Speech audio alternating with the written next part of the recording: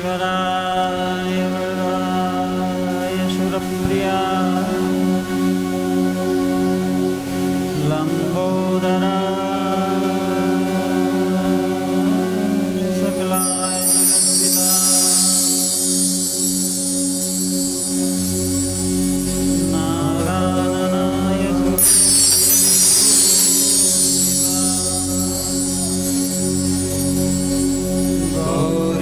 गौरीशाय गणनाथ नमो नमस्ते।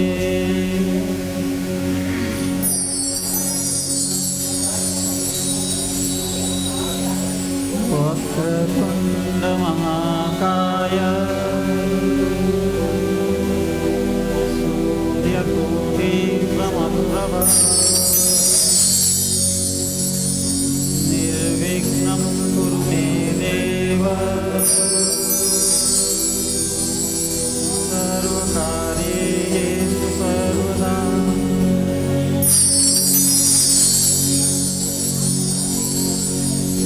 या देवी सर्वभूतेषु मातृरूपेण संस्थिता। नमस्तस्यै नमस्तस्यै नमस्तस्यै नमो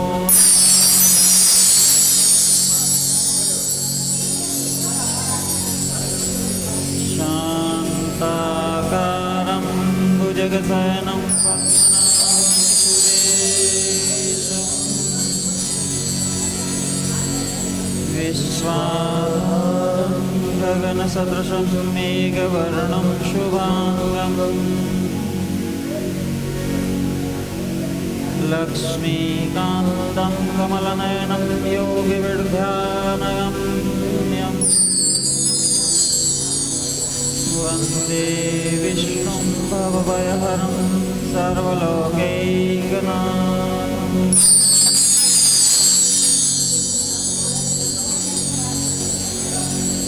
कस्तूरितिलकं ललाटपटले वक्षस्थले कौस्तुभम्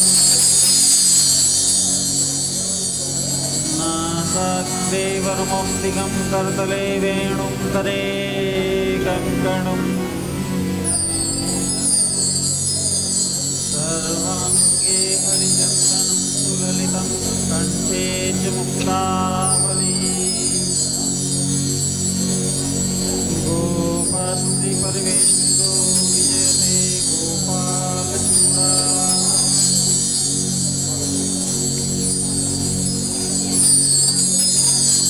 मनोजवं मारुततुल्यवेगं जितेन्द्रियं बुद्धिमतां वरिष्ठम् वातात्मजं वानरयूथमुख्यं श्रीरामदूतं शरणं प्रपद्ये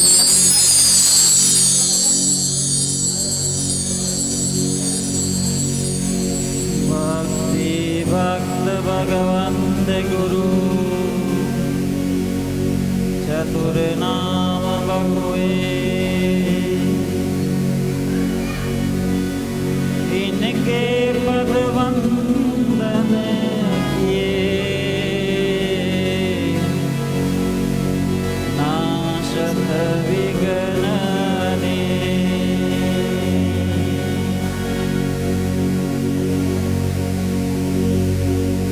नाशत विघ्न ने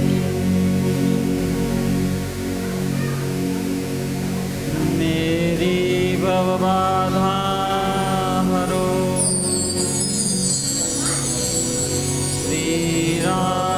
राधानागर सोई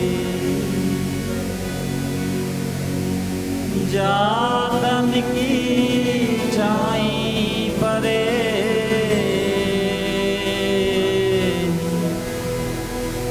श्याम हरित दुति हो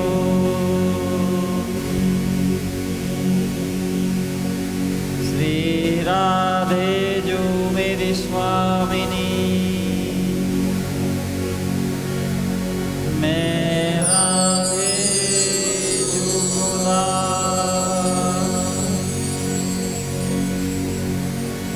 जन्म जन्म मोहि जियो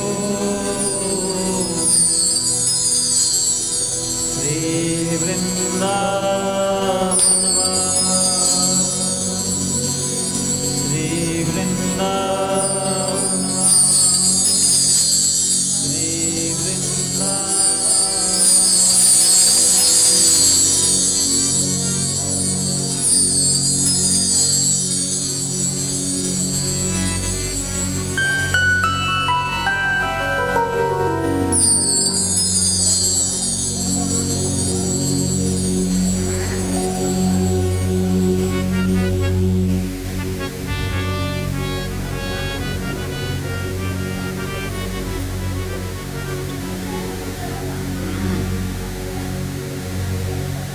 शुभ संवत 2082 भाद्रपद शुक्ल पक्ष त्रयोदशी तिथि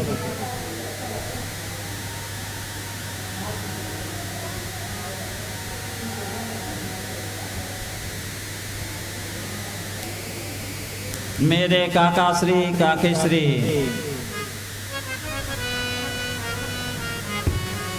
स्वर्गीय श्री कैलाश नारायण त्रिवेदी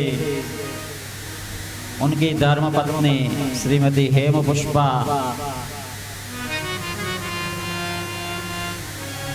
की पुण्य स्मृति में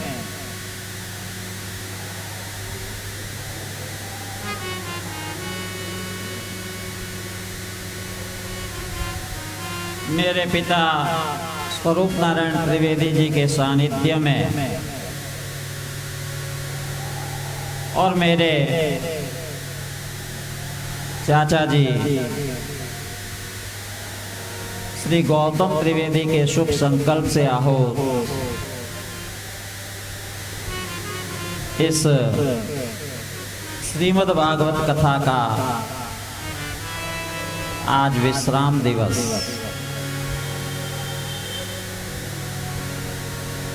मेरे दाईं ओर इस कथानुष्ठान को पूर्णता प्रदान करने के लिए मूल पाठ जप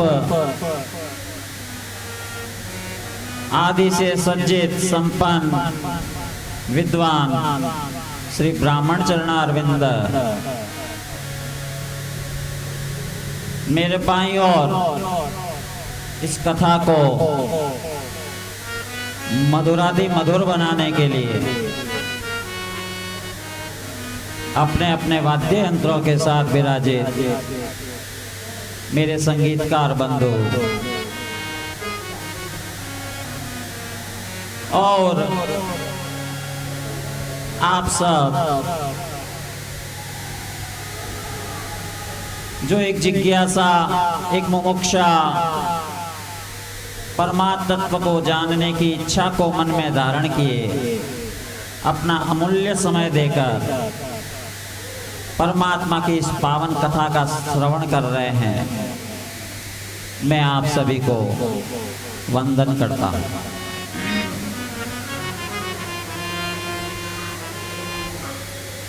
परमात्मा की कथा में प्रवेश से पूर्व आइए उन्हीं के नाम द्वारा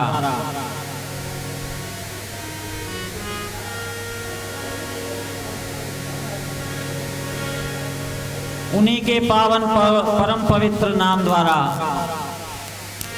अपनी वाणी और समय को सार्थक करते हैं।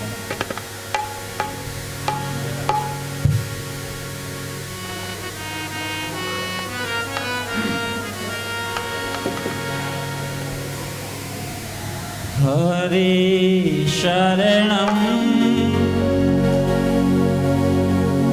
हरि शरणं हरि शरणं हरि शरणं हरि शरणं हरि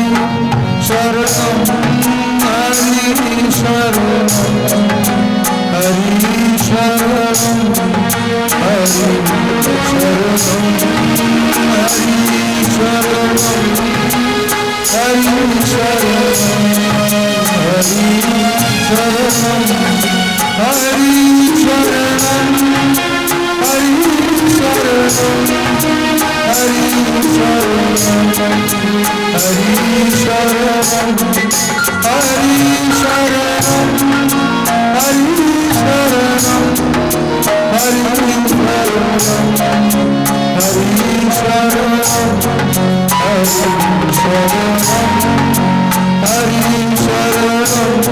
शरणं हरि शरणं हरि शरणं हरि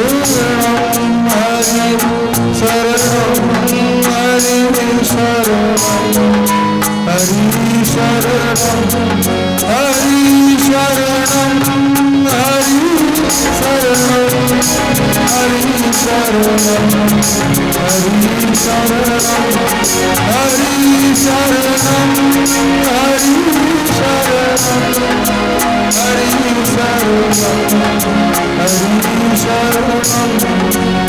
हरि शरणं हरि शरणं हरि शरणं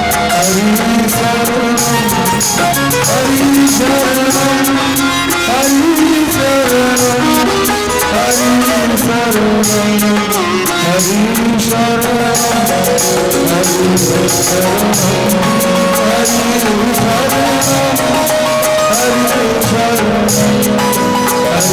शरणम हरि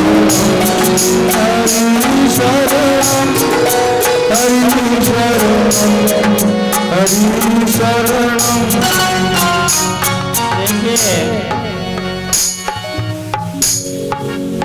परमात्मा की अनंत कृपा कालों भटकाई तो उसका सीधा और सरल उपाय की नहीं करना है, आसन लगा के बैठना है और 10 मिनट 20 मिनट 30 मिनट जितो भी जीव लगे ओइच करना हरि शरणम हरि शरणम पण हाथे हाथे वो भी कहना है कई कोला पकड़ लो महाबलवासी नहीं तो डूब जाऊंगा। पकड़ लो महाबलवासी नहीं तो डूब जाऊंगा। पकड़ लो महाबलवासी नहीं तो डूब जाऊंगा। महाबलवासी नहीं तो डूब जाऊंगा। और फिर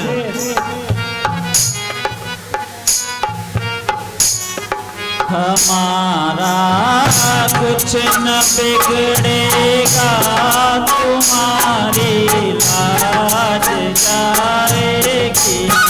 हमारा कुछ न बिगड़ेगा तुम्हारी लाज जाएगी। हमारा कुछ न बिगड़ेगा तुम्हारी लाज जाएगी। पकड़ लो महाबलवासी नहीं तो डूब जाऊंगा। पकड़ लो महाबलवासी नहीं तो डूब जाऊंगा।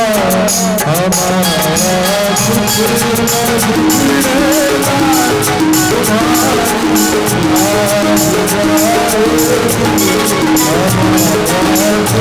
हमारा कुछ न बिगड़ेगा तुम्हारी लाज जाएगी। पकड़ लो महाबलवासी नहीं तो डूब जाऊंगा। पकड़ लो महाबलवासी नहीं तो डूब जाऊंगा। हमारा कुछ न बिगड़ेगा तुम्हारी लाज जाएगी। हमारा कुछ न बिगड़ेगा तुम्हारी लाज जाएगी। हरि शरणम हरि शरणम हरि शरणम हरि शरणम हरि शरणम हरि शरणम हरि शरणम हरि शरणम हरि शरणम हरि शरणम हरि शरणम हरि शरणम हरि शरणम हरि शरणम हरि शरणम हरि शरणम।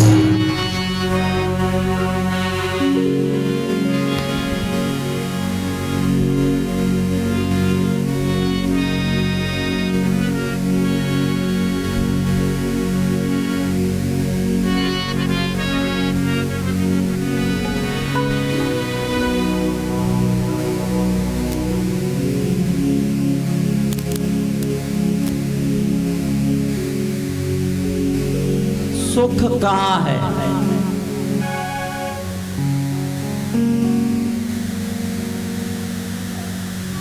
सुख कटे वसे।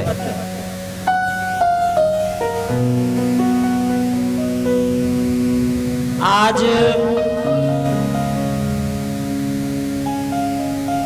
आप किन्हें फोन करो? वर्तमान युग ऐसा है, किसी को भी फोन कीजिए या बातचीत कीजिए, यदि आप उनका हालचाल पूछेंगे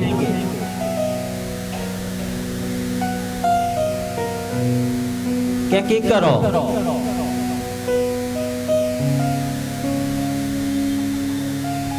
नोट करना भले और कहला चले गोलियां ला चले। 100 में से 2 या 3 लोग ही कहेंगे कि अप टू डेट है मामला, चकाचक मामला है। बाकी 95% अपने आप ने सुखी समझे को।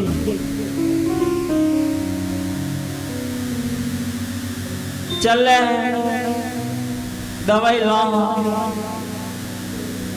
कल तो एड़ी तबियत खराब हुई, आज सुबह एड़ी तबियत हुई,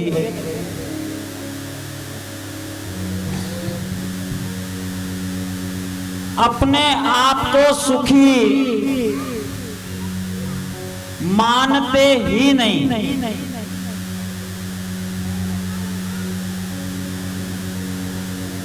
जबकि परमात्मा ने सुख और दुख नामक कोई चीज नहीं बनाई है।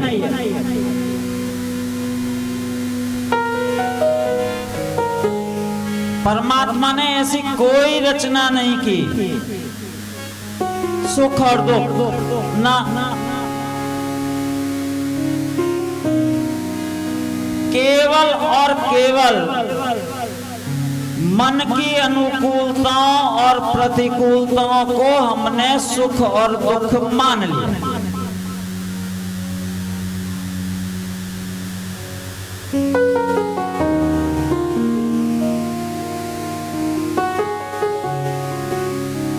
यहां बैठे हैं, लाइटों गई प्री, मन व्यथित वे गया, दुख वे गया। लाइट आएगी, आहा, चेहरा माथे मुस्कुराहट आएगी, सुख वे गया।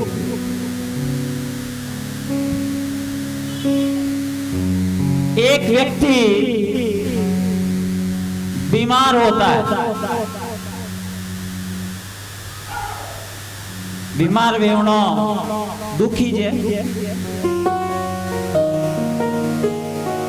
उदास होगा, निराश हो जाएगा, दुखी रहेला, जीव हो रो कोनी, जीव हो रो कोनी। डॉक्टर कने गया, 500 रुपया फीस दी, गोलियां लिखी, दवाइयां लिखी, इंजेक्शन लिखिया। केमिस्ट के पास पहुंचे, 1500 वे दवाइयां ली, 4 दिन गीटी।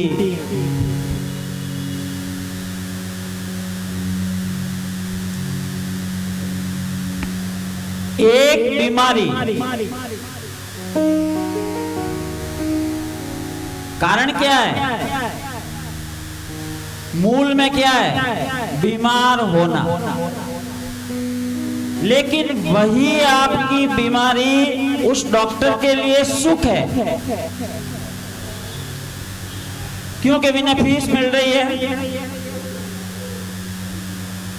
डॉक्टर के लिए सुख है।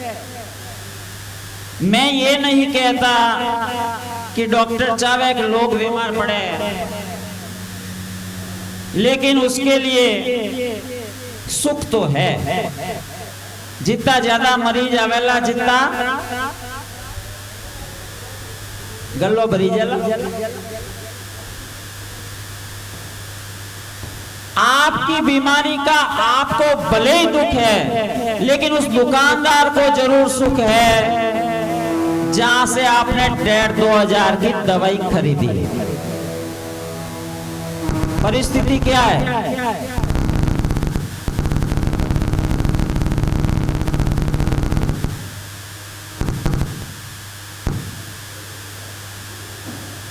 परिस्थिति वही है, बीमारी, लेकिन वही बीमारी एक व्यक्ति को दुखी कर रही है, दूसरे को सुखी कर रही है।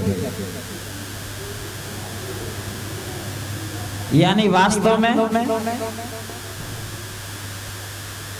में क्या है भाई? अगर सुख वेवतो तो हैंगो ने सुखी करतो, दुख होता तो सबको दुखी करता। लेकिन हमारे लिए दुख है, उस केमिस्ट उस डॉक्टर के लिए सुख है। यानी वास्तव में परमात्मा ने सुख और दुख का निर्माण नहीं किया। भाई नित्य वस्तु अगर होती तो सबको समान रूप से प्रभावित करती, लेकिन यहां ऐसा नहीं है। तो सुख है गई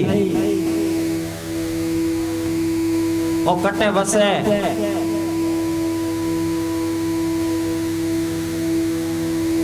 एक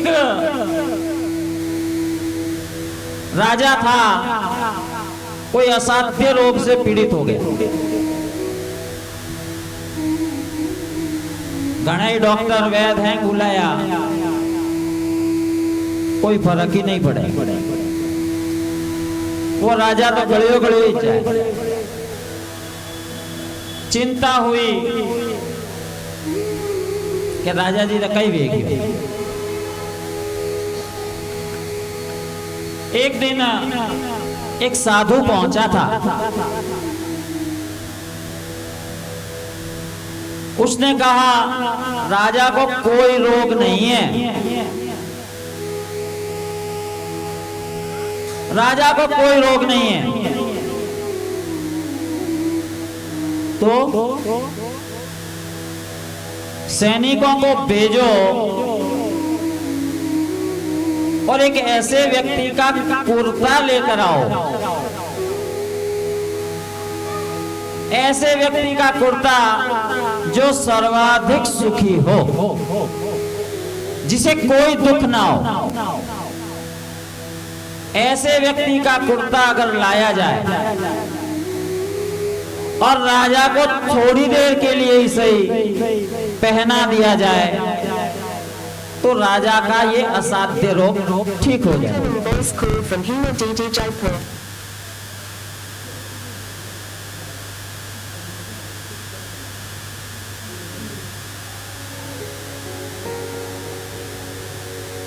सैनिक गए उस कुर्ते की तलाश।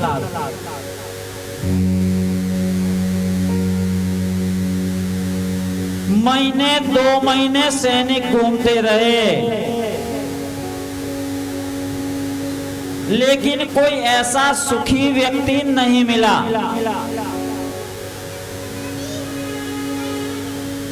कोई भी सुखी व्यक्ति नहीं था, या इसे यूं कहें कि किसी ने स्वीकार भी नहीं किया कि मैं सुखी हूं। किसी ने स्वीकार नहीं किया।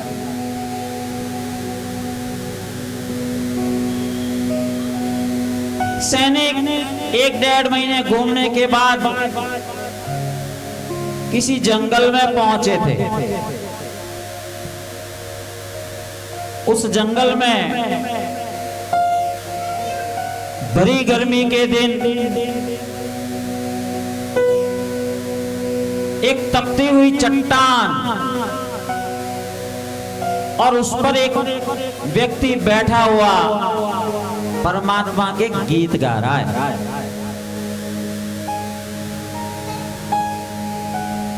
सैनिक दौड़कर उसके पास गए और कोई सुखी व्यक्ति लगे, भजन गा रहा है तपती धूप में। और जब उसके पास पहुंचे, उससे पूछा,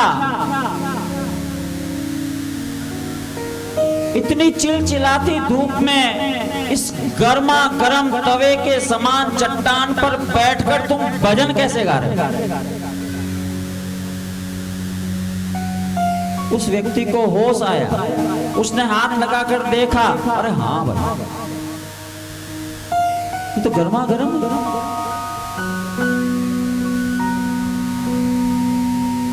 सैनिक समझ गए ये व्यक्ति सुखी है। उसने कहा तेरा कुर्ता दे, लेकिन जब नजर उठाकर देखा उसके शरीर पर कोई वस्त्र कुर्ता जैसा नहीं था।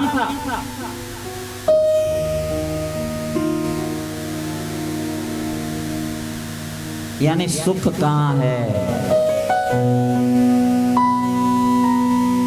तपते हुए तवे के समान चट्टान पर बैठा हुआ भी वह मस्त होकर परमात्मा के गुण गा रहा है, अपनी मस्ती में मस्त है। और अपे या ये जीव घनी मोटी मोटी एसी और कूलर ने बिजान चलाने बैठो तो भी फोन माते कहीं को चले।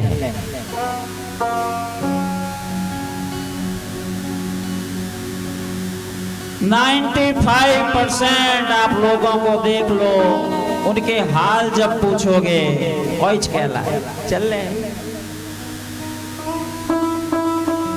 अरे भाई चले दौड़े ला करे।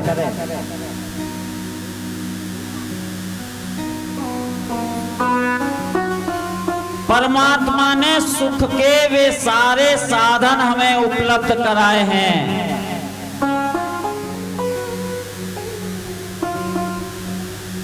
कभी बाहर बालकनी में किसी पार्क में जाकर कुर्सी पर बैठकर इन चहचहाते पक्षियों को निहारो, इन्हें सुनो, इन्हें देखो, सुख मिलेगा। किसी बहती हुई नदी की लहरों को जानने और समझने का प्रयास करो, ये क्या संदेश लेकर आई है।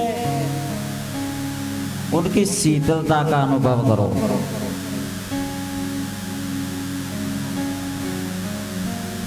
सदैव अपने मन को प्रतिकूल परिस्थिति में रखना परमात्मा से दूर जाने का मार्ग है।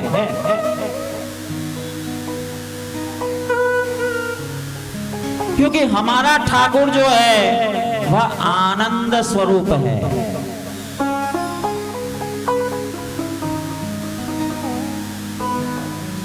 और जब जीव, ये भक्त, ये साधक आनंदावस्था में रमण नहीं करेगा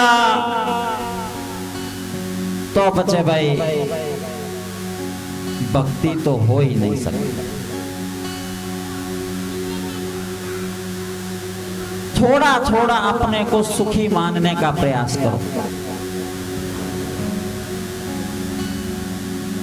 अरे कमी क्या है? परमात्मा ने इतनी शुद्ध ऑक्सीजन आपके श्वास लेने के लिए बनाई है।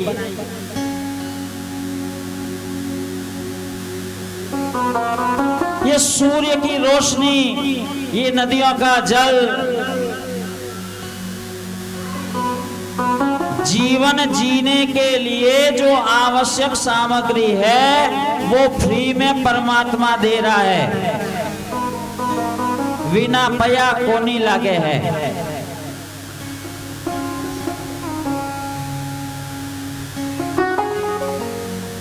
पया तो अपने विलासी वस्तुएं हैं, विलासिता की चीजें हैं, उनके पैसे लग रहे हैं। जीवन जीने के लिए आवश्यक जितना भी चाहिए वो परमात्मा सबको सर्वसुलभ उपलब्ध करवा रहा है। तो ही रोम रोम है।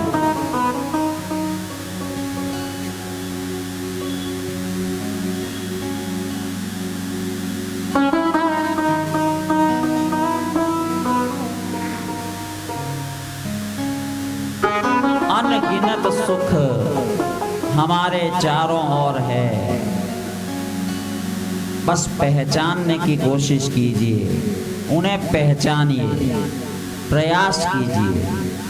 जितना आप सुख का अनुभव करेंगे, जितना अनुकूलताओं को अनुभव करेंगे, जितनी अनुकूलताओं को स्वीकार करेंगे, उतना ही आप परमात्मा के नजदीक होंगे।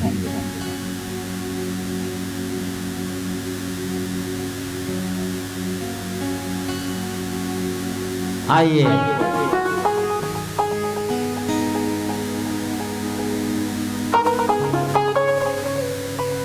क्योंकि भक्ति का अगर चरण भी मान लिया जाए तो खुशी, आनंद, उत्साह, उल्लास, प्रफुल्लता ये सब हमारे मन में होनी आवश्यक है। आइए कथा के कपाट खोलते हैं इस चौपाई के साथ।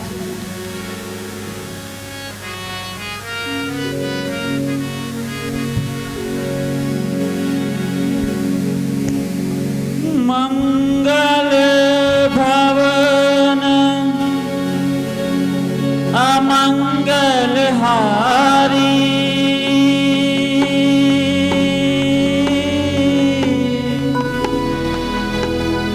द्रवहु सो दशरथ अजीर बिहारी। राम सिया राम सिया राम जय राम, राम सिया राम सिया राम जय राम। ओ मंगल भवन अमंगल हारी,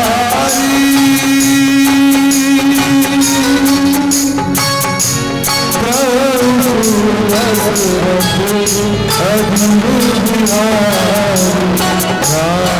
सिया राम जय राम, राम सिया राम जय राम। ओ महिमा सर्ववस सदा,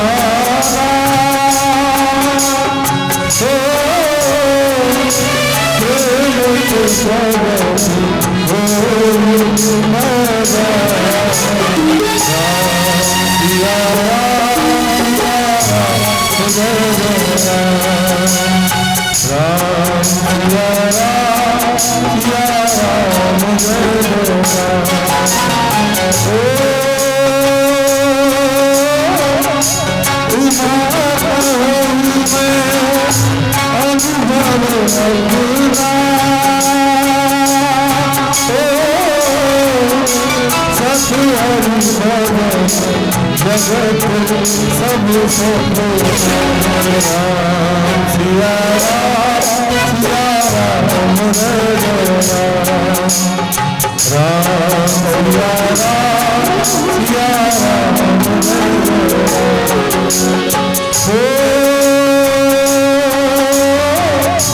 निर्मल मन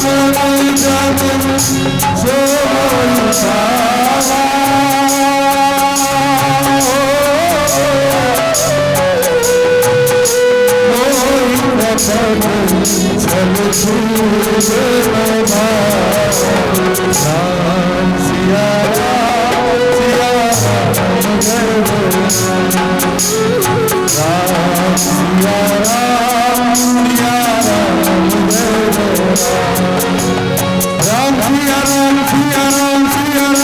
राम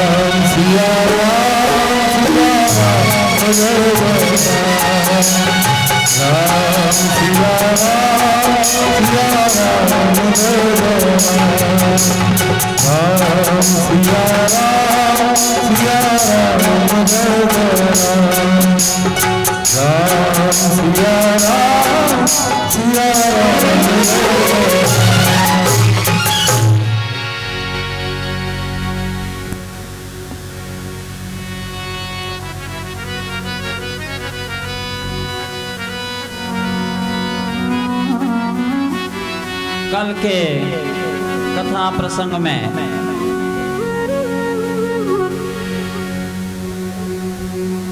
ठाकुर जी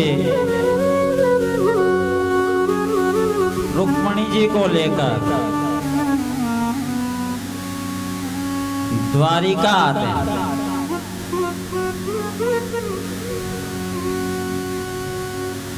और वहां वैदिक रीति से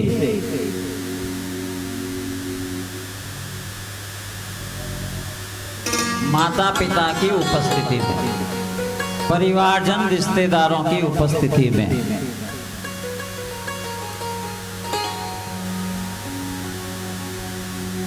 विवाह संपन्न होता है।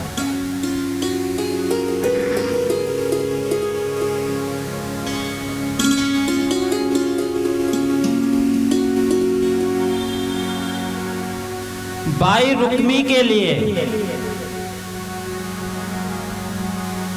यह जरूर रुक्मणी हरण है, क्योंकि वह परमात्मा से विरोध रखता है।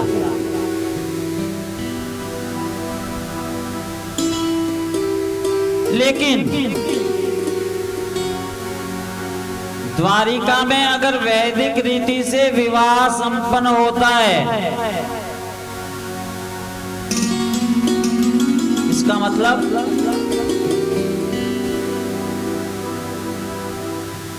फिर यहां दुराव छिपाव कहां है? वहां दुराव छिपाव तो नहीं है।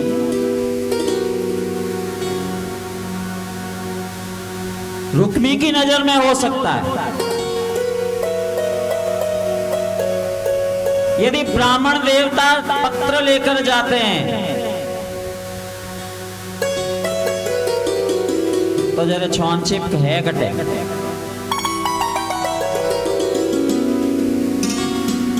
ये कहना शायद इसलिए आवश्यक है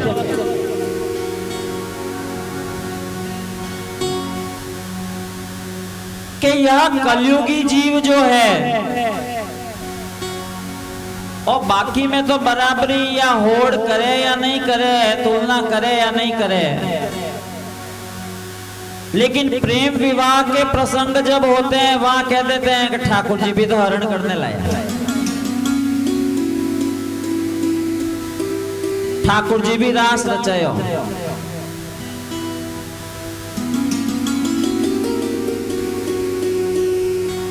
जरा भाई थे गोवर्धन उचालो एक बार, थे भी न कालिया नाग माते नाच लो एक बार।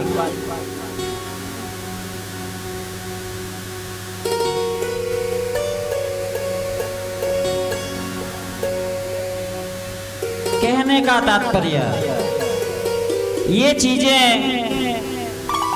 ये तुलनाएं शोभा नहीं देती। ना तो अपे कृष्ण बन सको न अपनी तुलना थे ठाकुर जी उभे सके। ये गलत तुलना है, ये दुस्साहस मत कीजिए।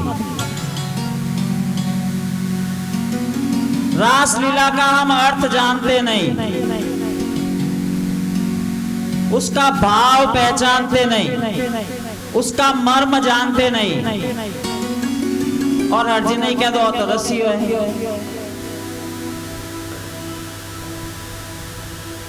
रास लीलाओं करें, कौन पकड़ने थप्पड़ लगाने पूछो कई वे रास लीला।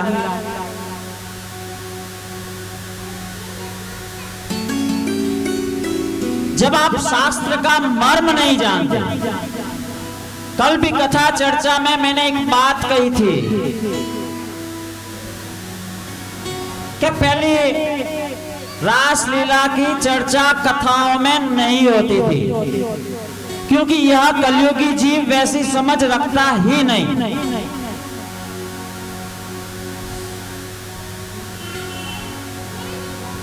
गोपी हो, गोपी और हाथे घूमे, कहां गोपी भाव है भाई।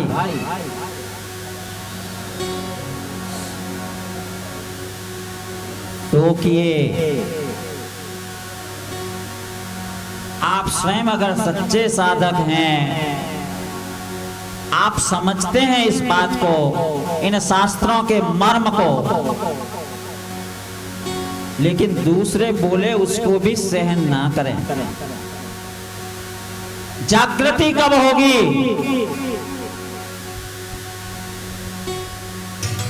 चेतना कब आएगी? जब आप सही को पहचानते हुए भी या गलत की पहचान करते हुए भी गलत को गलत नहीं कहते।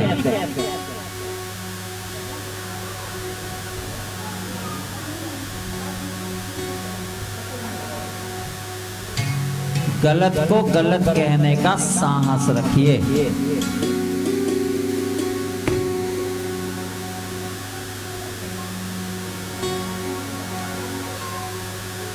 हाँ, इन्होंने लेने बारे जाओ पर अच्छा रहेगा, है ना। कथा में व्यवधान भी होता है और सब रो ध्यान पचाटी ने जाते हैं।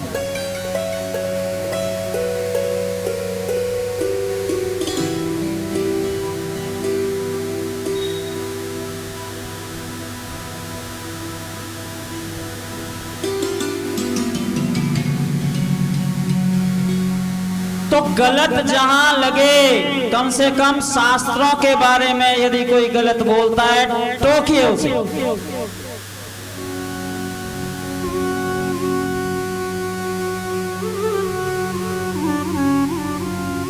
कुछ शब्द ऐसे बना दिए गए हैं, धड़ल्ले से उनका प्रयोग करने लगे हैं लोग।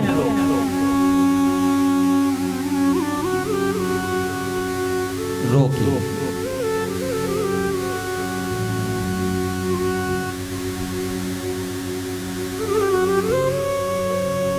ठाकुर जी ने सभी की उपस्थिति में वैदिक रीति से द्वारिका में ही विवाह संपन्न किया। यहाँ रुक्मिणी जी से स्वयं कामदेव अवतरित हुए।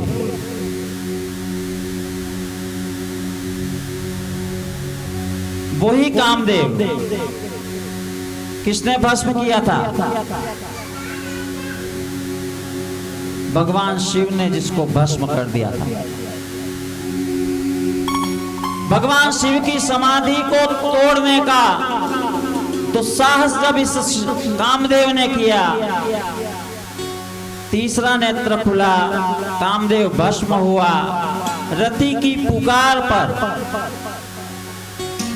पुनः वरदान दिया कि द्वापर युग में भगवान श्री कृष्ण के पुत्र के रूप में तुम्हें प्रकट होना होगा, तुम प्रकट हो जाओ। आज भगवान श्री कृष्ण और रुक्मिणी के पुत्र हैं कामदेव, नाम है प्रद्युम्न। प्रसूति गृह से ही सम्रासुर ले गया था।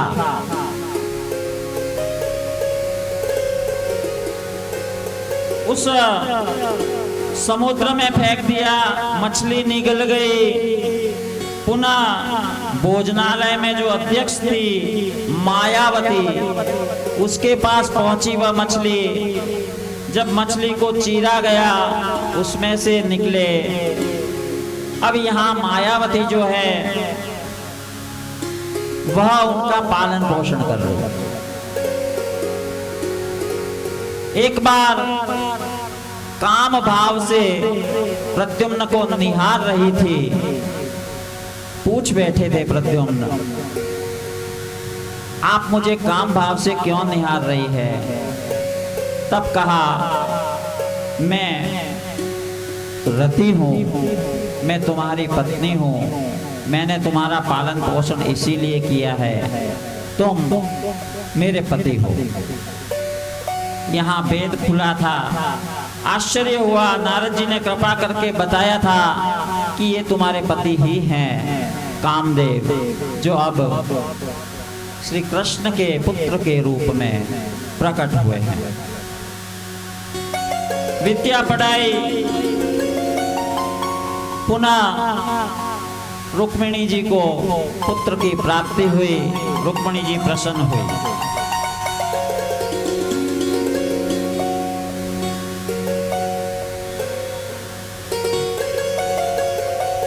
फिर काम जब नहीं था, काम यदि भस्म हो गया, शिव ने उसे भस्मीभूत कर दिया, तो फिर सृष्टि बढ़ती कैसे गई? सृष्टि का विस्तार कैसे होता गया?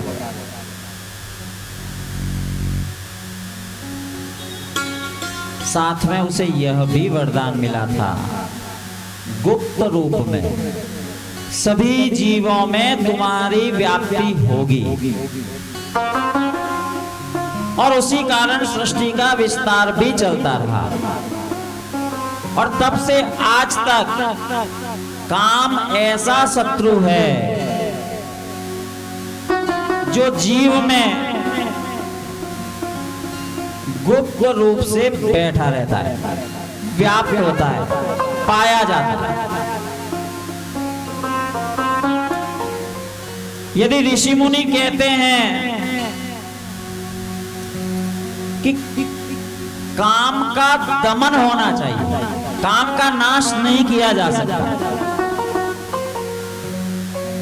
जितना आप कर सकें इसका दमन करें, इसे रोकें।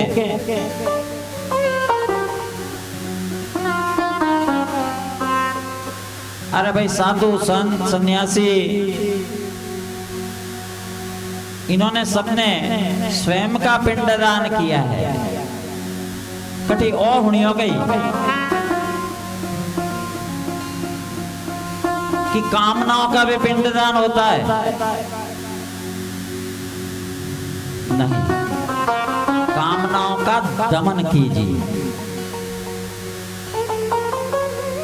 जहां काम है वहां राम नहीं, और जहां राम है वहां। कई बार ऐसा देखा जाता है कि जो ही कामनाएं जागृत होती है, तुरंत परमात्मा का भजन शुरू हो जाता है।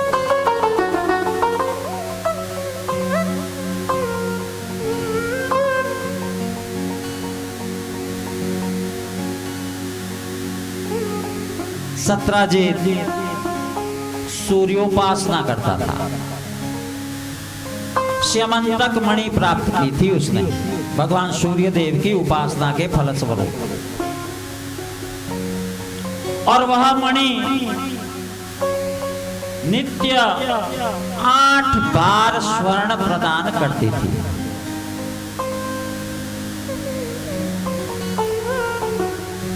वह मणि गला में पैर उड़ीज रखता, रोजाना स्वर्ण प्रदान करती है। गला में पैर उड़ी सुरक्षित रखता। कई जगह आपने देखा होगा, जिस चीज को ज्यादा सुरक्षित रखना होता है वह या तो गला में लटका ले, और कोई पेटी री चाबी बीजी वे तो वह जनोई रे बांध दे।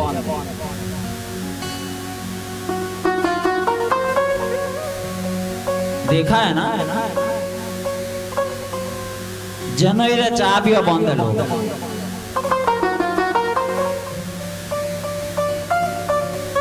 ध्यान रखना,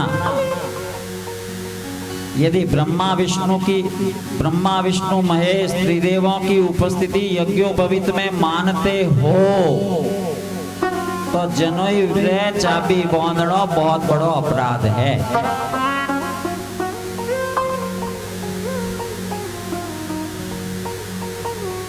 या तो उन देवों की उपस्थिति मत मानो, केवल दागा मात्र मानो,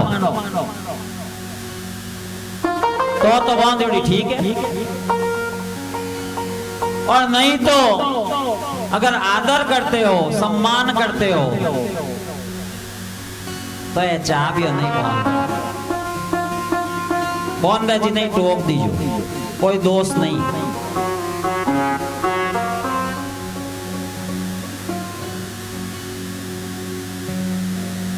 अरे भक्त होकर, साधक होकर अगर आप किसी को स्पष्ट बात नहीं कह सकते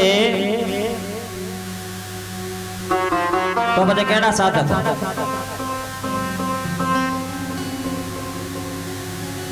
अपने इष्ट का अपमान मत सहो।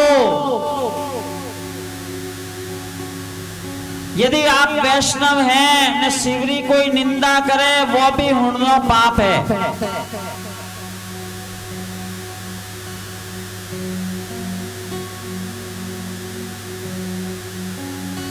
स्यमंतक मणि को गले में लटकाए भगवान श्री कृष्ण के दरबार में पहुंचा था। निवेदन किया, उससे सलाह दी, आग्रह किया कि भाई थारे 8 बार रोज रो स्वर्ण कई कौम रो, ऐसा कर ये राजकोष में दे दे, क्योंकि राज्य चलाने के लिए धन की आवश्यकता होती है, स्वर्ण की आवश्यकता होती है। लेकिन नहीं दे पाए। आखेट में गया,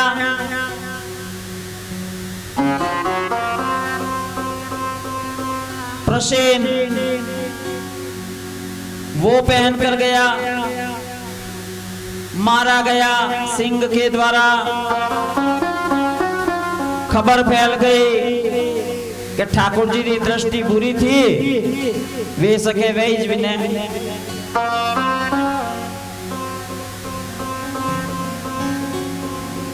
ठाकुर जी तक यह बात पहुंची थी, कलंक लगा कि स्यमंतक मणि ठाकुर जी ने ले ली है। जीवन में यदि कलंक लगे, उसका समाधान कैसे करना चाहिए, ये ठाकुर जी बता रहे हैं। सबने सपायो देवता फिरो विनु कलंक को नहीं मिटे।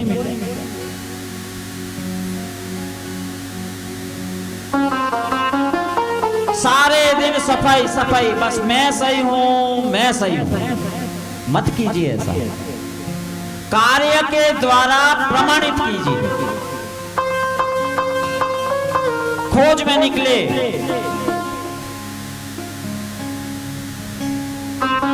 उस गुफा तक पहुंचे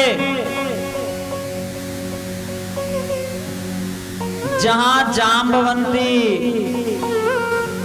उस स्यमंतक मणि को गेंद समझकर खेल रही। वहां युद्ध हुआ जाम्बान जी के साथ।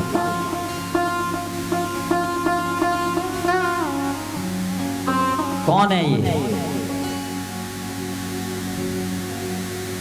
त्रेता युग में भगवान से 2-2 हाथ करने की इच्छा हुई थी, लेकिन उस समय मौका नहीं था। भगवान ने उसके मन की इच्छा को जानकर कहा, द्वापर में जब आएंगे तब युद्ध करेंगे, तब 2-2 हाथ करेंगे।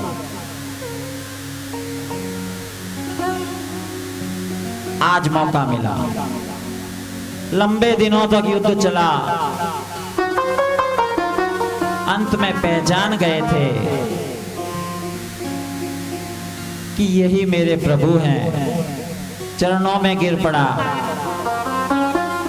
और क्षमा याचना के साथ साथ परमात्मा से माफी मांगी और परमात्मा को अपनी पुत्री जामवती भी प्रदान कर दी।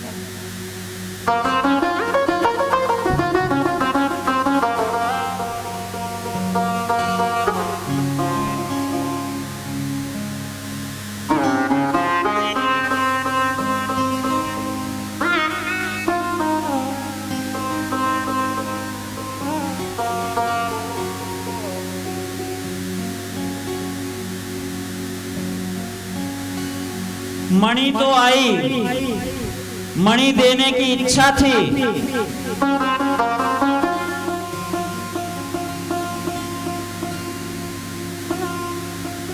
परमात्मा ने कह दिया हमें मणि की कोई आवश्यकता नहीं है।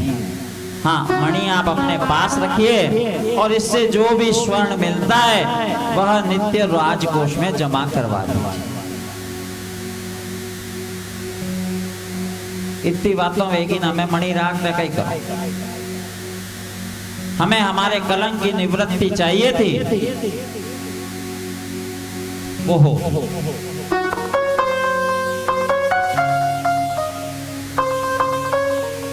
सत्राजीत ने भी अपनी पुत्री सत्यभामा दी।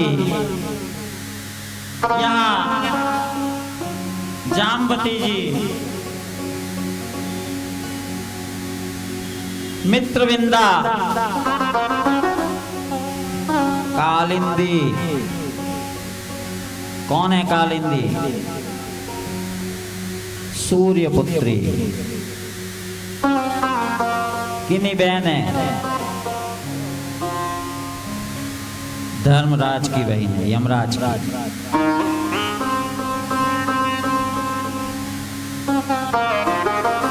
आज भी यमुना जी में यम द्वितीया के दिन भाई बहन हाथ पकड़कर उस यमुना में स्नान करते हैं।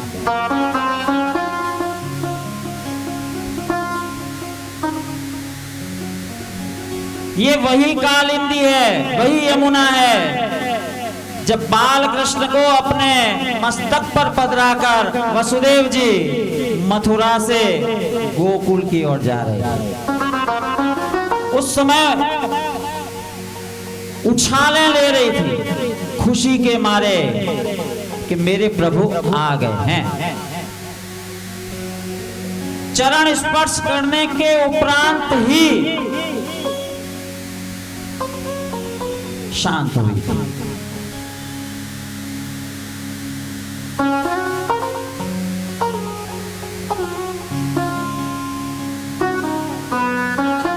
यमुना जी भक्ता है। परमात्मा ने जितने भी विवाह किए हैं, आगे यदि भौमासुर की कैद में 16,100 रानियां हैं, राजकुमारियां हैं, उनसे अगर विवाह किया तो काम के वशीभूत होकर नहीं किया।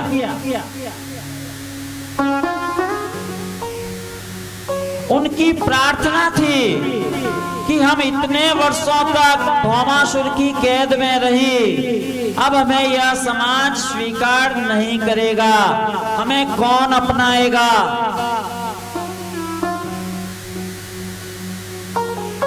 आपने हमें आजाद करवा दिया, मुक्त करवा दिया, लेकिन यह समाज हमें स्वीकार नहीं करेगा। हे प्रभु, हम आपकी शरण में हैं।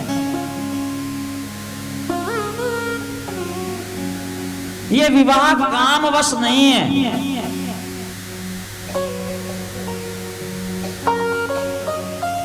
ये कृपावश है। परमात्मा कृपा की है, परमात्मा।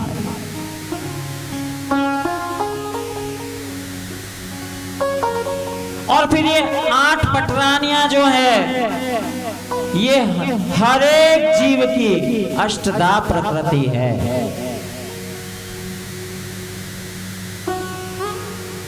जिनका संबंध इस अंदर बैठे हुए आत्मा से है।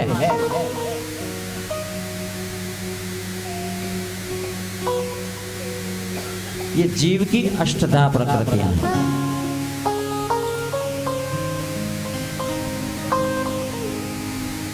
आइए यमुना मैया को याद करें। यमुना मैया की कृपा जब हो, ये भक्ति स्वरूपा है। गंगा जी यदि ज्ञान स्वरूपा है तो यमुना जी भक्ति स्वरूपा है, भक्ति प्रदान करती है।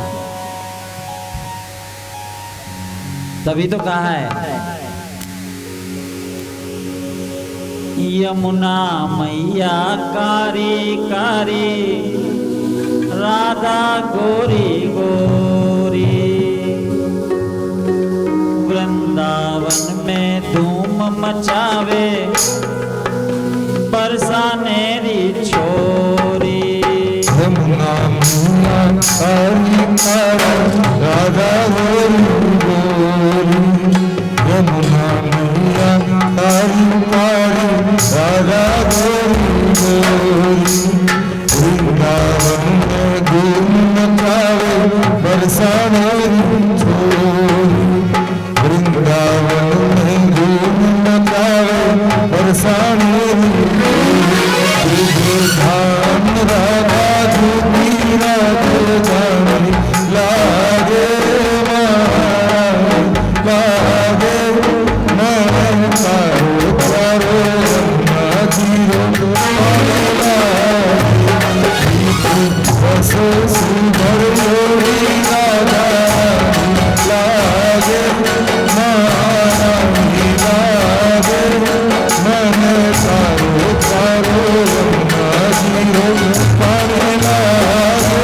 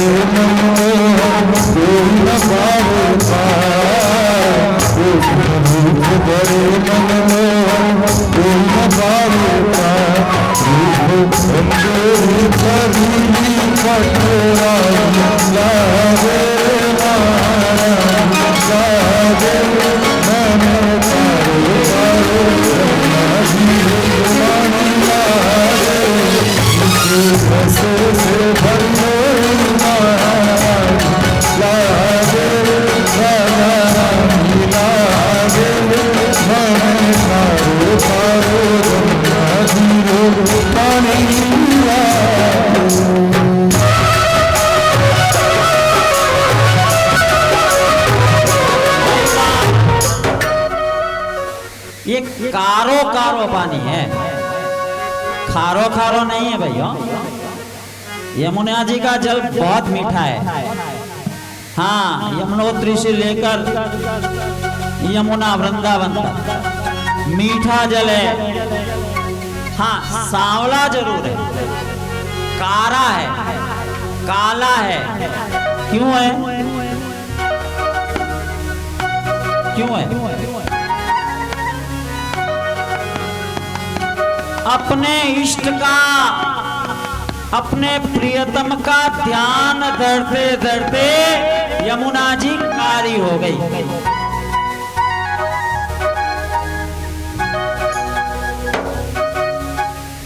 श्री रामकृष्ण परमहंस, उनकी इष्ट कौन थी? काली। आठों पहर 24 घंटे जिनका ध्यान करते थे।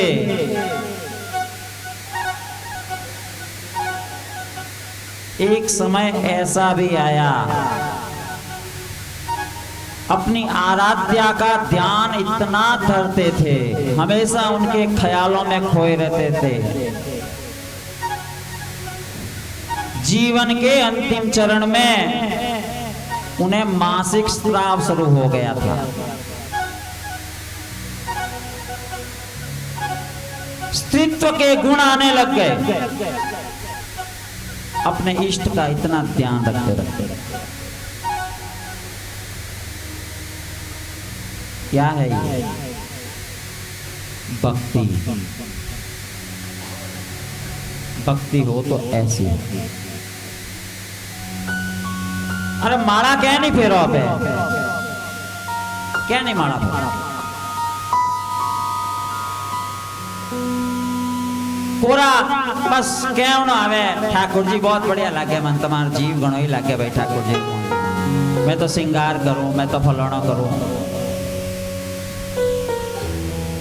मैं तो महादेव जी चौसरो ले जाऊं, भोग लगाड़ू। अपने इष्ट, अपने आराध्य, अपने आदर्श का कोई न कोई गुण लेकर अपने जीवन में जब तक नहीं उतारा, क्या खाक भक्ति करी।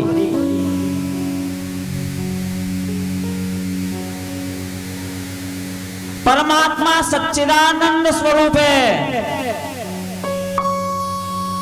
सत्य पे बोला नहीं, चित्त में ज्ञान बिल्कुल नहीं, आनंद रूप में रहवा नहीं, हमेशा रो रो रो लागोड़ी।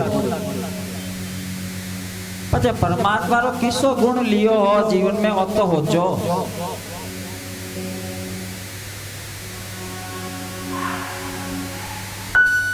और बोलो गणे सच्चिदानंद रूपा।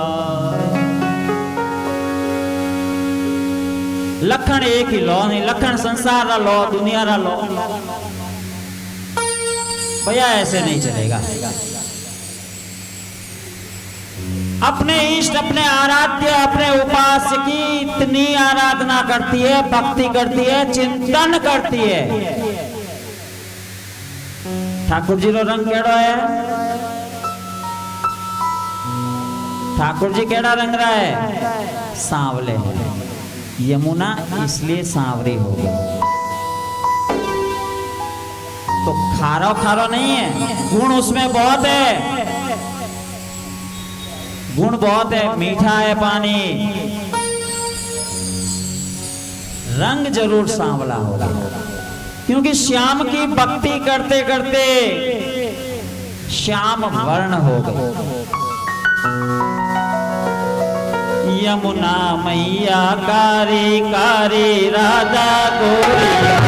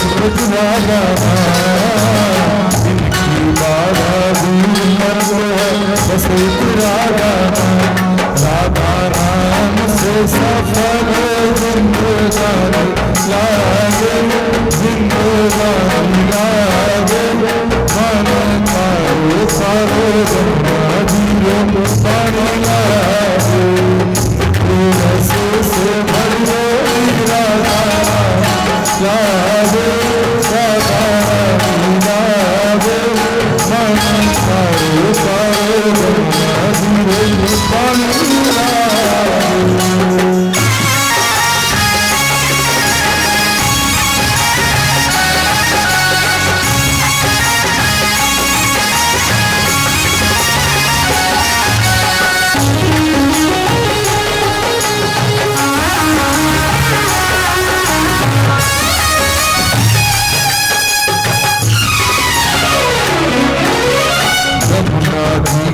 पटवर मोहर बंसी मधुर बजावे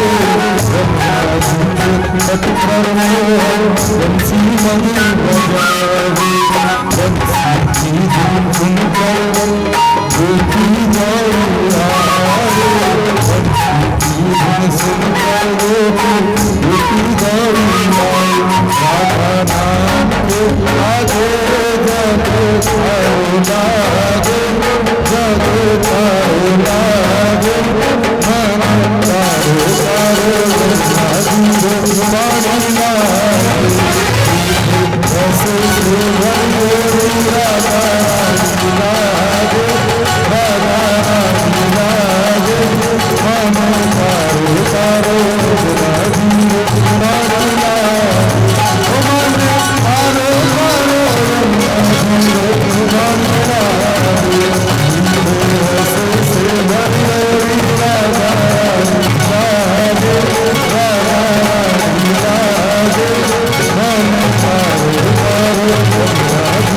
पानी लागे मन तारो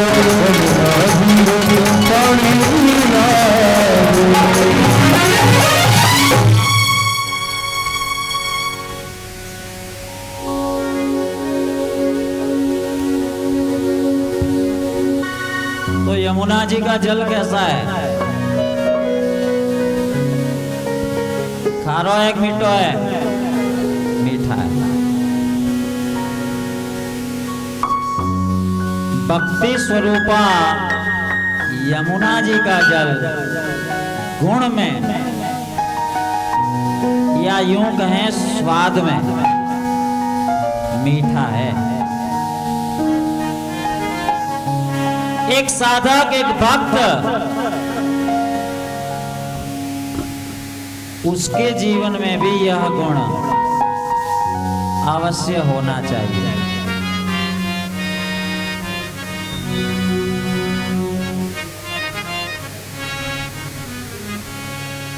भक्ति जो है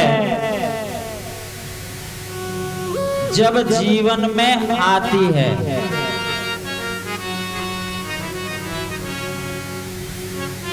जीव विनम्र बनता जाता है।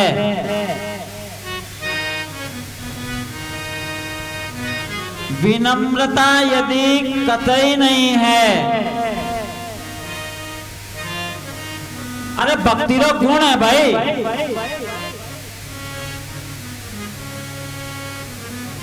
भक्ति के फलस्वरूप ज्ञान वैराग्य विनम्रता नहीं आई।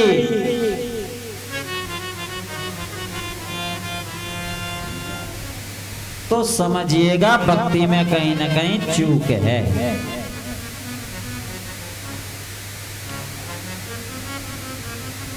कहीं ना कहीं चूक है।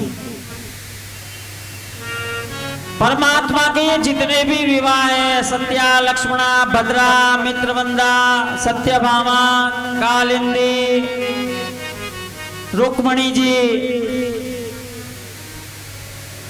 ये 8 पटरानियों बनी सब लड़ाई झगड़ा करने ही बनी।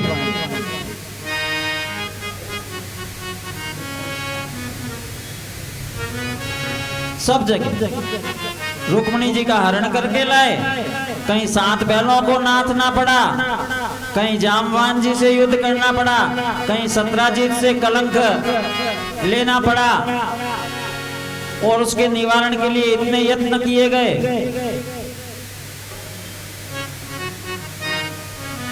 कुछ कहना चाहते हैं ये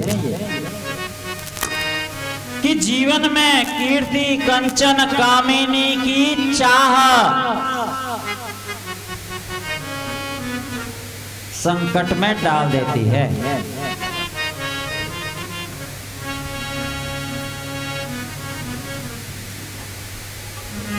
संकट में डाले, बचने का प्रयास भले ही करें, परमात्मा के जीवन से स्पष्ट संदेश है कि ये झगड़े की जड़ है। और अपने मारवाड़ी में भी तो कहवे है, वडेरा भी तो कहने गया है, झगड़ारी जड़ का ही है, जड़ जोरू जमी।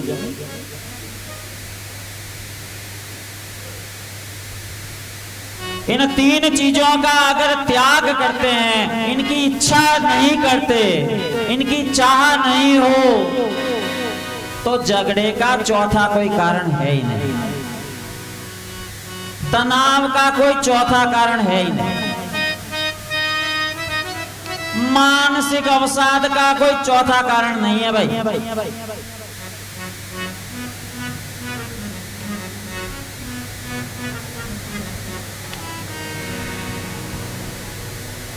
बच सको तो बच जाओ, नहीं तो बजे चले जियो, चले ही। ये कथाएं, छोटी छोटी कथाएं हमें बहुत जीवन के सूत्र प्रदान करती है। ये कोरी कौन यो नहीं है।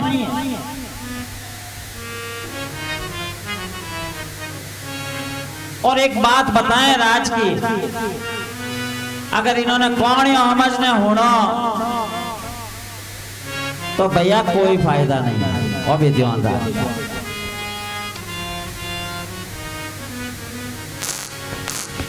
ये सूत्र हैं, जीवन में यदि उतारेंगे, इनसे सीख लेंगे, इनको समझ लेंगे, तो जीवन सहज और सरल बन जाएगा।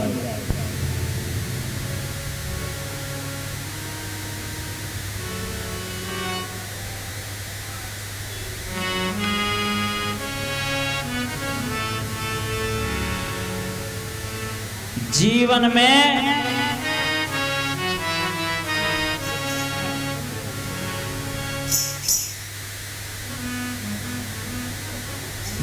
में अंतःकरण में, यानी जब तक अंतःकरण रहता है तब तक कभी भी अपने आप को निर्दोष या बेकसूर मत समझना।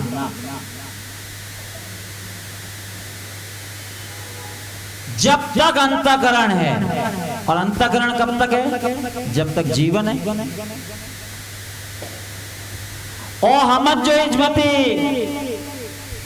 कि मैं तो निर्दोष हूं, मैं तो की करियो ही कोनी, मैं तो की बोलियो ही कोनी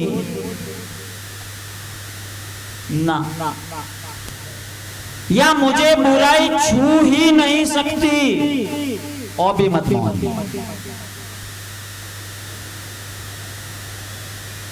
एक बाबा रोज भिक्षाटन के लिए जाते हैं। मार्ग में रहने वाली उस वेश्या ने पूछा था, बाबा कहां जा रहा है?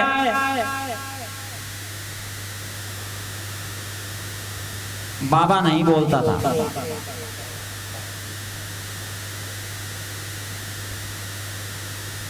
नित्य का नियम, रोजाना उसी मार्ग से वह भिक्षाटन के लिए जाए, और रोज उसका वही प्रश्न,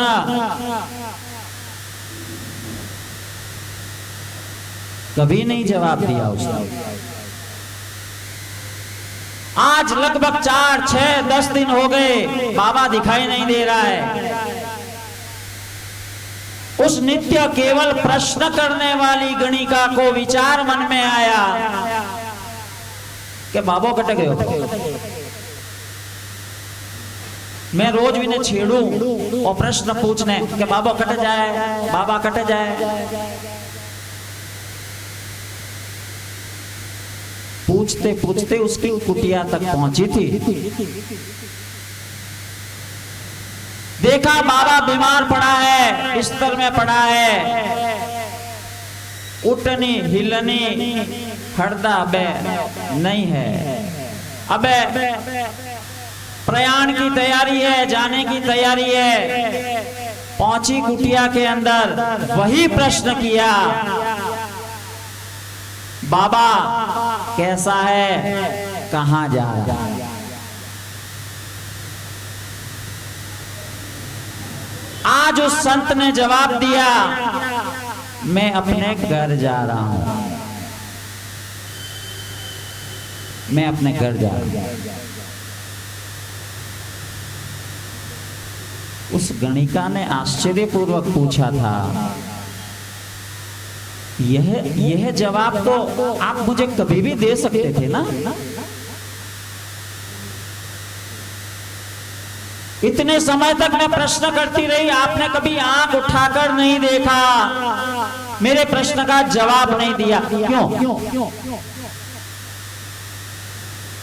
उस बाबा ने यही कहा, जब तक यह जीवन है, जब तक यह शरीर समर्थ है, जब तक यह अंतःकरण है, इसमें दोष आ सकता है, मेरी नियत में खोट आ सकती है, इसलिए मैंने आज तक तुझे जवाब नहीं दिया। लेकिन अब मैं जानता हूं कि घड़ी दो घड़ी के बाद मैं अपने घर चला जाऊंगा, आज इसलिए तुझे जवाब दे रहा हूं। जब तक जीवन है, और मन बड़ो चंचल है भाई, इस पर विश्वास मत करना। सर्वथा निर्दोष कभी मत मानना अपने आप को। हाँ, दोषों का प्रवेश अंतःकरण में न होने पावे, इसके लिए प्रयासरत जरूर रहना। इसके लिए उस बहाव को रोकने के लिए बांध बनाकर जरूर रखना।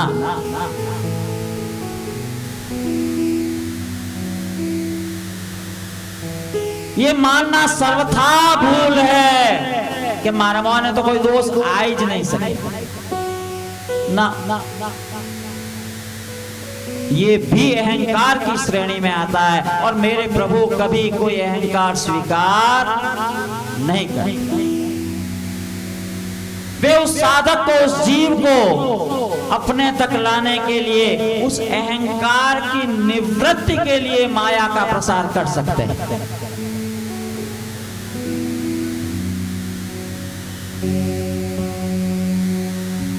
प्रबल वेग, कौन सी घटना कब घट जाए, अंतःकरण के संबंध में सदैव सावधान रहना चाहिए।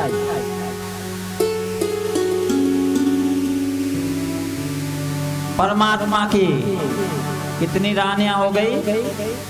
अष्टधा प्रकृति और 16,100 वेदों की ऋचाएं, वे उपासना के सूत्र, वे उपासना के मंत्र, जिन्होंने परमात्मा की स्तुति गाई। परिवार बहुत बड़ा है भाई ठाकुर जी का, 16,100, और प्रत्येक के 10-10 पुत्र।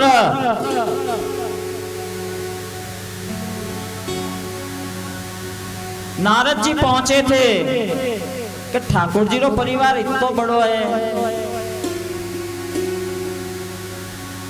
कीकर समय दे रोणिया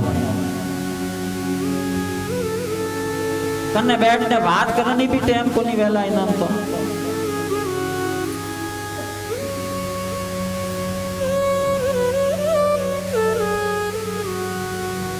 जाकर देखा था, और नारद जी ने क्या देखा कि प्रत्येक कक्ष में प्रत्येक रानी के साथ श्री कृष्ण विराजे हुए हैं। कटे टाबरों ने खेलावे, कटे चौसर खेले, कटे कई करे, कटे कपड़ा हमटे। हाँ,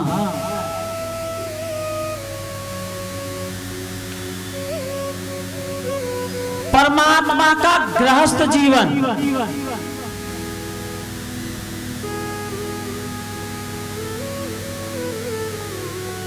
हंसी की बात नहीं है, गृहस्थ ऐसे ही चलता है।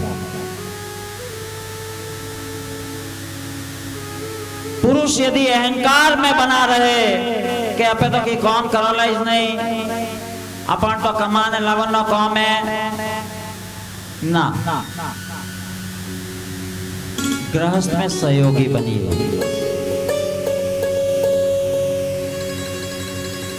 तभी गृहस्थ की गाड़ी सुचारू रूप से चलती है। परमात्मा की दिनचर्या में गौ सेवा भी है, गृह कार्य भी है, राजकाज भी है, और सभी पत्नियों के साथ समय बिताना भी है।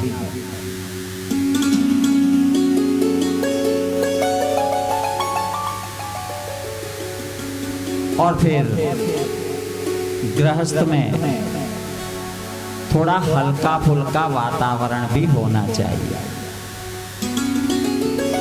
हमेशा मुंडा छड़ोड़ा क्रोध में नहीं रहना, थोड़ी हंसी मजाक भी करनी।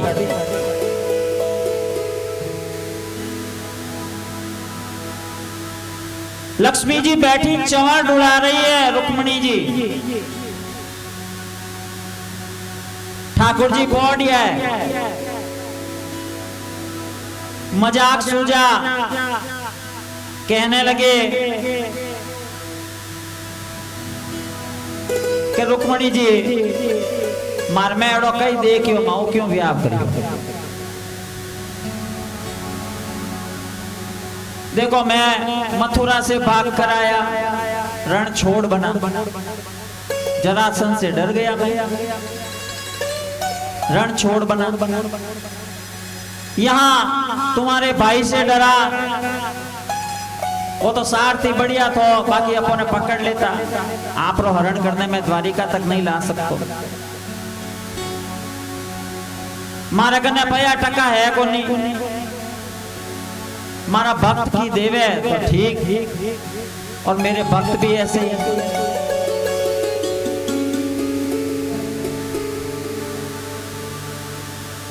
आप चाहें तो आज भी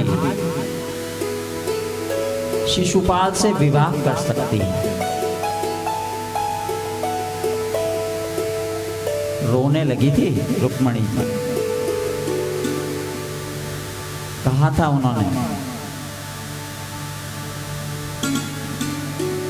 मैंने आपका नाम पद गुण या धन देखकर आपसे विवाह नहीं किया है। मैं आपकी भक्ता हूं, मैं आपकी भक्त हूं, मैं आपसे प्रेम करती हूं, और प्रेम कभी शर्तों पर नहीं होता।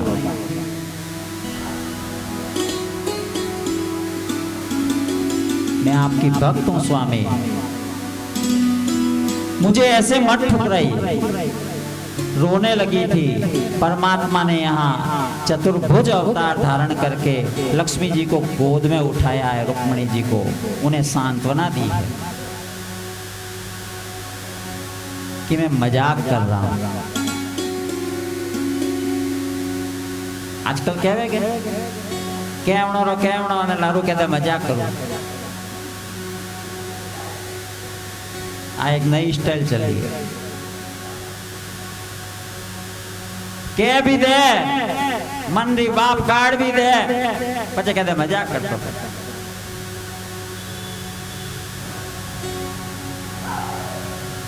तो ठाकुर जी भी यहाँ मजाक करते हैं, यानी यह मानो दिखा रहे हैं, संकेत कर रहे हैं कि गृहस्थ में हमेशा हल्का फुल्का वातावरण, हंसी मजाक का वातावरण भी होना चाहिए, तभी गृहस्थ की गाड़ी सुचारू रूप से चल पाती है।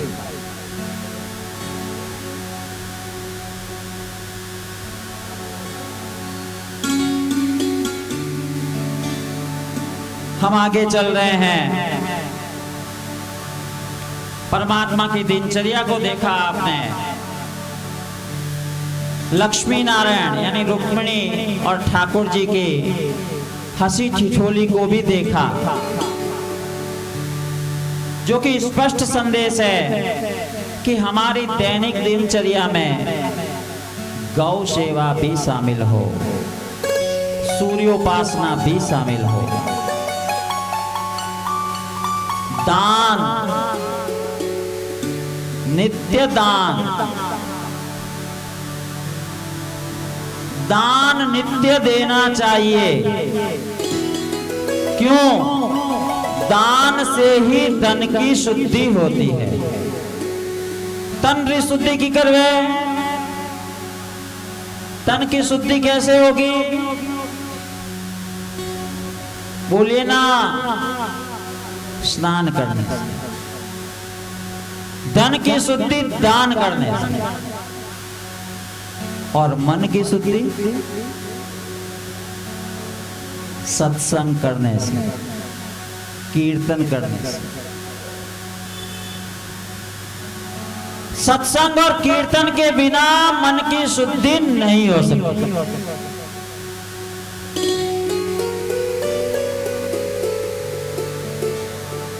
कई बार अपन देखते हैं कि परमात्मा की लीला कथाओं के श्रवण में रुचि नहीं होती। परमात्मा की लीला कथाएं क्या है? आपके जीवन में रस भरने का काम करती है। केवल यज्ञ, अनुष्ठान, पूजा पाठ, माला, जप या शास्त्रों का अध्ययन, भैया भक्ति तो आप कर रहे हैं, लेकिन रस विहीन भक्ति हो रही है। रस अगर चाहिए, भक्ति रस, तो एकमात्र उपाय कथा श्रवण है। और कथा श्रवण में निष्ठा कैसी हो?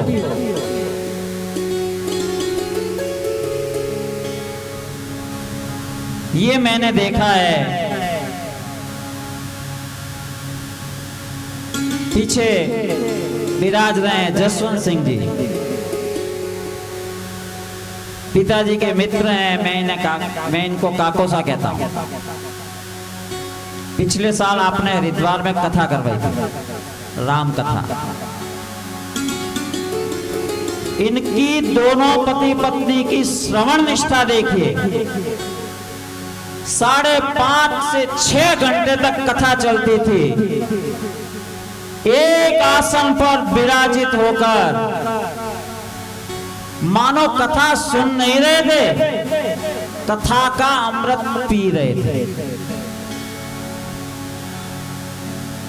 गजब की श्रवण निष्ठा।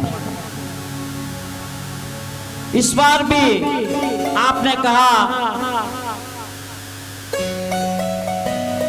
कि भाई थोड़ी सर्वाइकल की समस्या है, 1-2 दिन अवश्य आऊंगा। लेकिन ठाकुर जी की कृपा देखिए, नित्य आ रहे हैं। तकलीफ का अनुभव हम जब करते हैं मन में, तभी होती है। परमात्मा को साक्षी बनाइए, सुख का अनुभव करने लगेंगे। शारीरिक कष्ट से कहीं अधिक सुख इन्हें कथा प्रदान कर रही है।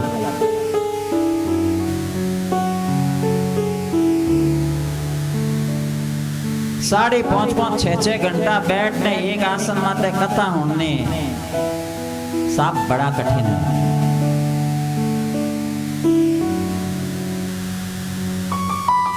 और दोनों ये दंपति इधर उधर देखते भी नहीं थे, केवल बस कानों को दोनों का शक्ल देकर कथाव्रत का पान। इनकी श्रवण निष्ठा ने मुझे वहां बहुत प्रभावित किया।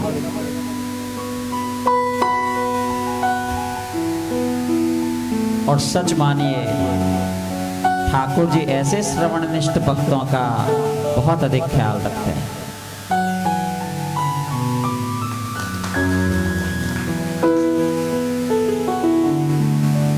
जीवन में कुछ ऐसे गुण लाइए। आप बुरा ना मानिएगा, मैं किसी को व्यक्तिगत रूप से किसी की आलोचना, निंदा, बुराई या टोका टाकी नहीं कर रहा हूं, लेकिन जीवन में कुछ ऐसे गुण लाइए। अरे निष्ठा लगाइए, निष्ठा बताइए, उस परमात्मा को बताइए। हम केवल अपने रिश्तेदारों, मित्रों को बताने के लिए एक दिन जाओ प्राकथा में, ये कथा का प्रेम नहीं है भाई। और तो ओलंबो टाळनी स्कीम कि नहीं तो मीड़ी जरा कही के आए को नहीं। कहां इसमें कथा का प्रेम? तो फिर स्वीकार भी कीजिए कि कथा श्रवण में निष्ठा नहीं है। स्वीकार कीजिए फिर। अरे कहीं तो हम सत्यवादी बने कि नहीं भाई, मोने इंटरेस्ट नहीं है।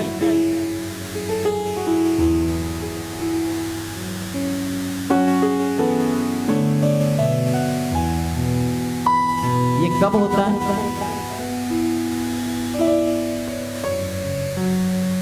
जब तक कथा का महत्व समझ में नहीं आता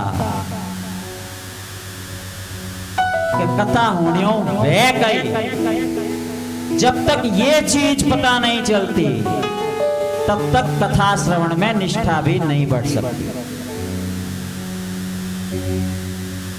क्योंकि धुंधकारी अगर श्रवण से, प्रेतत्व से मुक्त हो सकता है, बिना पे हाची मोनो ही गुनी, ये तो कौन है? भक्ति अगर कथा श्रवण करती है तो उसे ज्ञान और वैराग्य की प्राप्ति होती है, इन्हें पे हाची मोनो ही गुनी।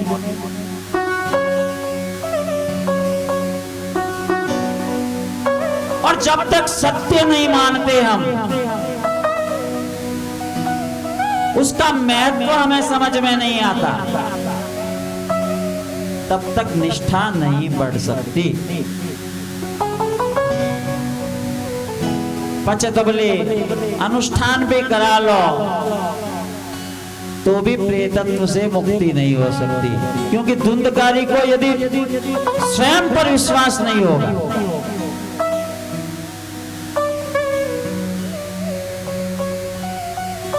जीवन में इन निष्ठाओं का पालन करके देखिए। एक एक स्टेप बहुत अच्छा लगने लगेगा।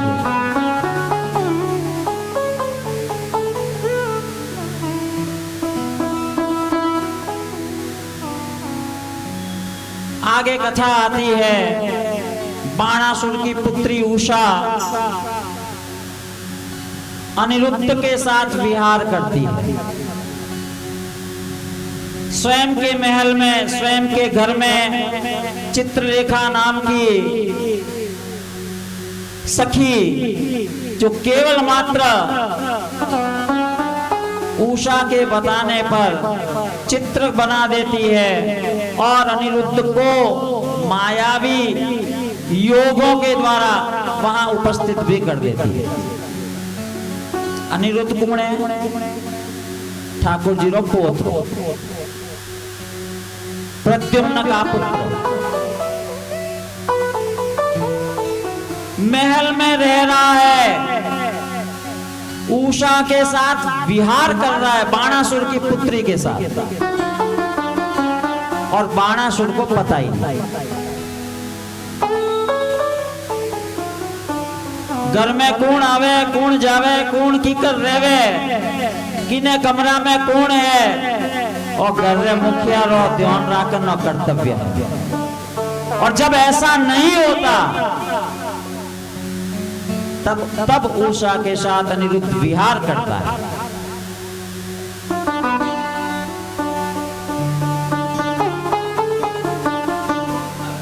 यहाँ शैव और वैष्णव, बाणासुर शिव भक्त है,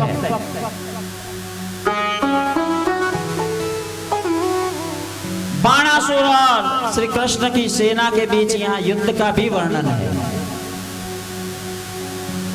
यानी शैव और वैष्णव,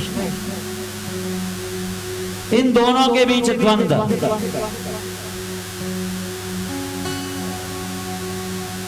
परिवार में, गृहस्थ में,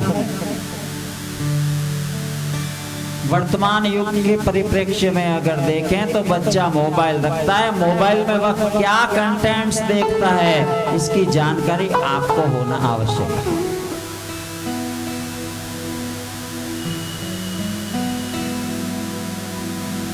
यूं नहीं टाबर जिद करे ने बिना कार्टून चलाने दे दियो, वो केवल कार्टून नहीं देख रही है, वो बहुत कुछ देख रहा है, अपने मस्तिष्क को दूषित कर रहा है। ध्यान दें।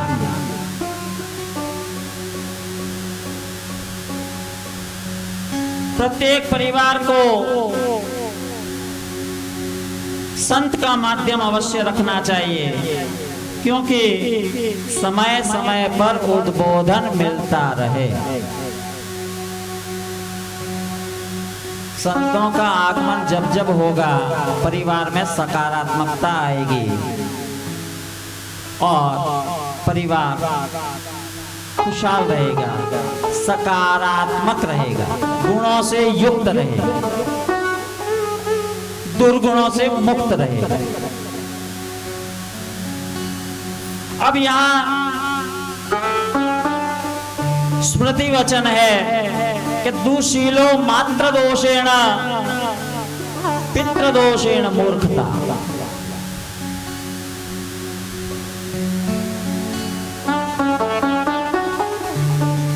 खानदान देखने व्याह क्यों करता, घराना देखने व्याह क्यों करता?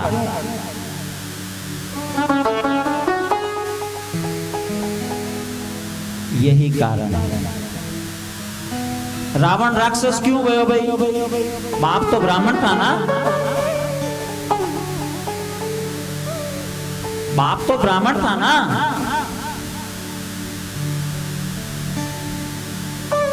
मां कौन थी? केकसी, राक्षस कुल से।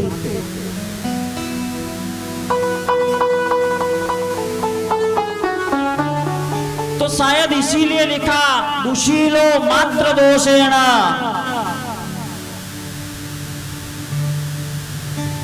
माता के दोषों के कारण संतान दुष्चरित्र होती है और पिता के कारण संतान मूर्ख उत्पन्न होती है। पिता में अगर दोष है संतान मूर्ख है।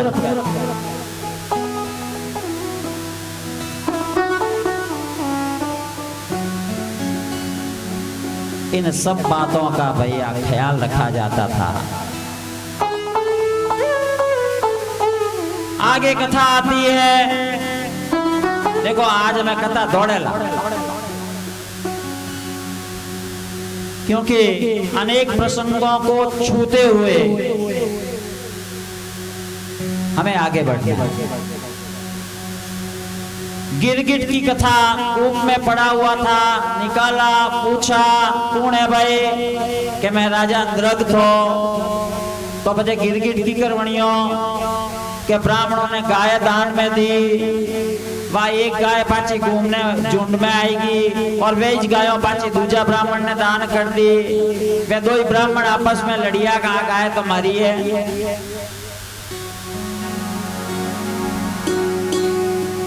दोनों राजा नरक के पास पहुंचे थे कि न्याय करो। तो क्या मैं कहीं न्याय करो? राजा यदि न्याय में देरी करता है गिरगिट बनना पड़ेगा। घर में भी किसी भी वाद विवाद, झगड़ा, कलह, तनाव का समाधान मुखिया को यथा समय कर देना चाहिए।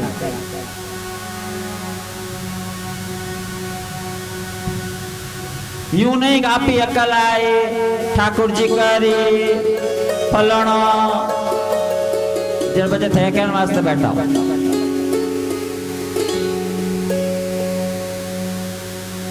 घर के मुखिया का राजा का यह कर्तव्य है कि तनाव को बढ़ने ना दे, कलह को बढ़ने ना दे, झगड़े को बढ़ने ना दे। उचित समय पर 2 पक्ष है, 4 पक्ष है, कितने पक्ष है बुलाने बिन विवाद रो समाधान करे। राजा नृग ने समाधान नहीं किया, न जाने कितने समय से गिरगिट बना हुआ बैठा था कूप में, कुएं में।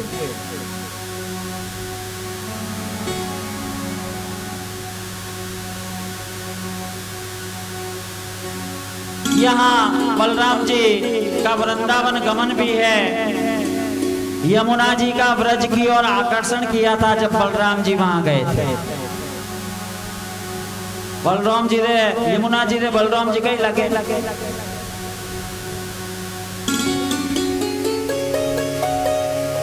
यमुना जी के बलराम जी क्या लगे? कृष्ण पति है और बलराम जी कृष्ण के बड़े भाई हैं। जर कई भैया तो मुझे बोलिए ना। हाँ अब जेठ जी गुण तो नहीं काढ़ियो यमुना जी।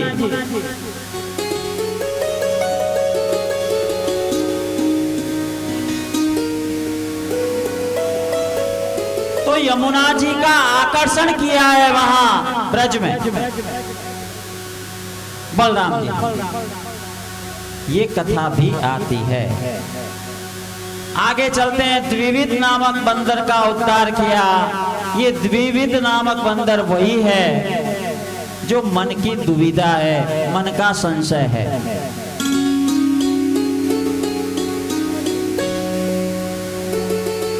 द्वे विदे इति द्विविधा, इसको हिंदी में दुविधा कहते हैं।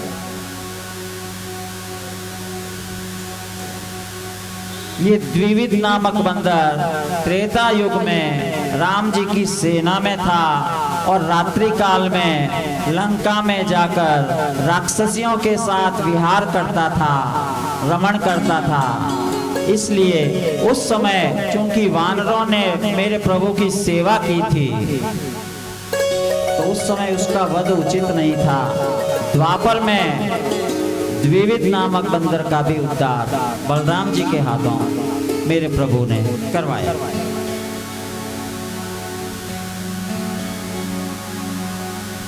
आगे ठाकुर जी पहुंचे हैं। राजसूय यज्ञ का भी विषय है और अटिने जरासंध भी जाओ तो क्या किसो कौन पहली करो तो क्या पहली दुष्ट और नाश करो।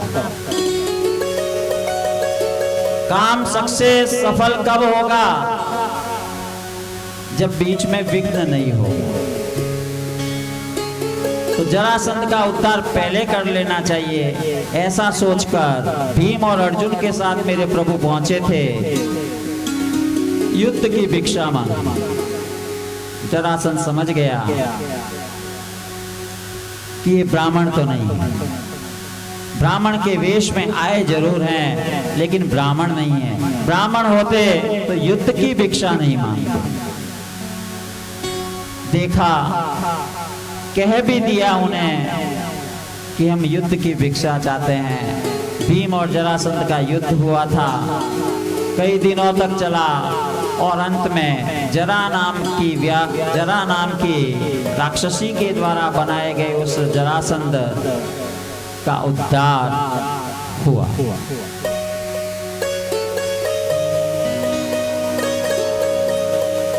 राजसूय यज्ञ में मेरे प्रभु ने, आप जानते हैं कौन सी सेवा ली थी?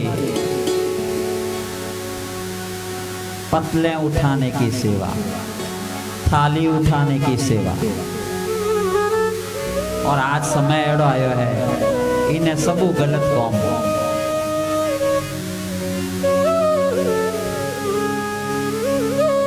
इसको हे दृष्टि से देखा जाता है। आप रे करियोड़ा पुण्य वे थालियों दूजे ही कोई दो। सोचिए, जिस पुण्य का लाभ आपको उठाना चाहिए था। समय है, पहला घरवाड़ा खाणो बनावता ने नृत्य करने नाचने वास्ते बारू बुलाव। कोई फंक्शन बीजो भी तो नहीं करे, और हमें खाणो बनाने वाला दूजा आवे ने नाचे खुद। कोई रोड देखे न कोई गली देखे न कोई सड़क देखे न कोई मॉल देखे न कोई चौरायो देखे, बस शुरू विने फेर के बजा जोर जोरू बजा। समय है, क्या कर सकते।